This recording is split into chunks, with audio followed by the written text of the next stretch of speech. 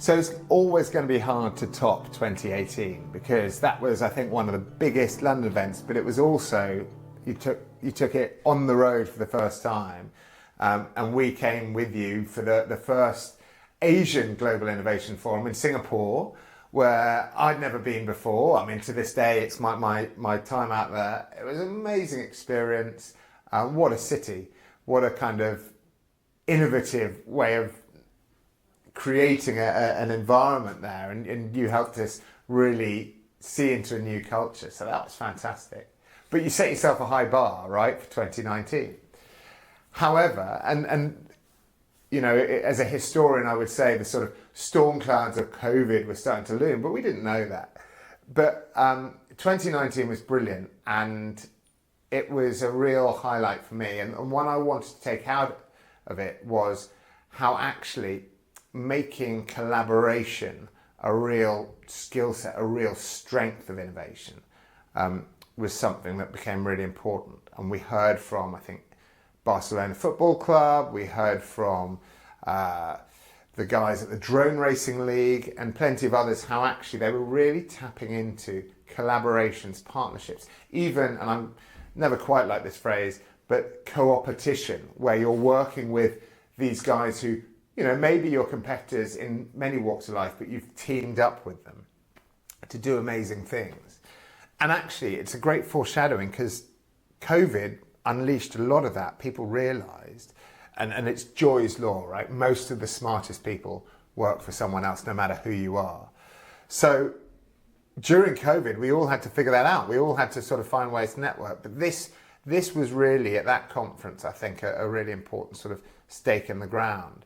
And how you had to be open as an innovation environment, not just open innovation, but how could you team up with startups? And lots of corporates, they want to work with startups, but have they really thought about how they set up?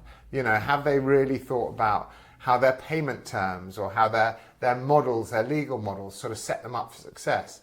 And at that stage, it still felt like that was in its infancy. And I don't know that it's necessarily improved a huge amount today. So there are still ways that we can optimize this. But finding those networks, finding those people, finding those companies, and then not being afraid to share IP, to bring them into the ecosystem, that's how you can really supercharge innovation. And that's, I think, from 2019, the one that I really left with.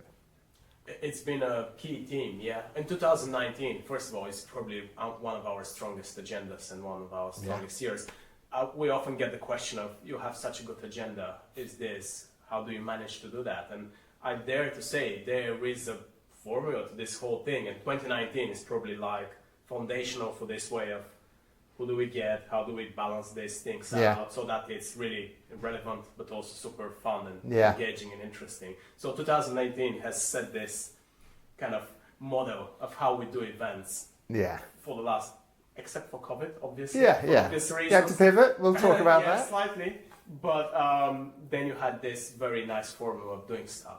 And then in terms of collaboration, a huge thing, a recent conversation I had with Christopher Patnell for one of our Spark series, talking about accessibility being this area where you have Microsoft, Google, and Sony no longer competing, but actually working with one another to actually bring this whole like design, inclusive design thinking to the gaming industry. And this has now resulted in like a huge new market for those companies, and they kind of influence one another.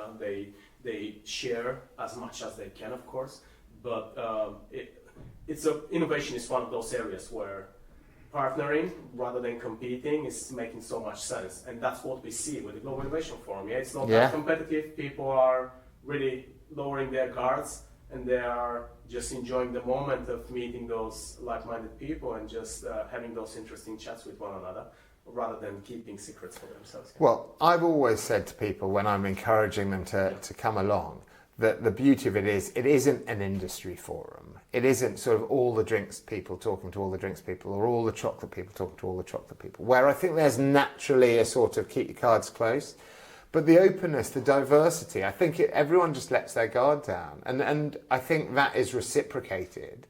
And then we get to a sort of better place. So you're absolutely right. That environment, again, that sort of the people you bring in, the different topics, the different themes, the diverse backgrounds and disciplines, all helps contribute to a much more open and collaborative sort of event. So long may that last. That's the power of the Global Innovation Forum community again.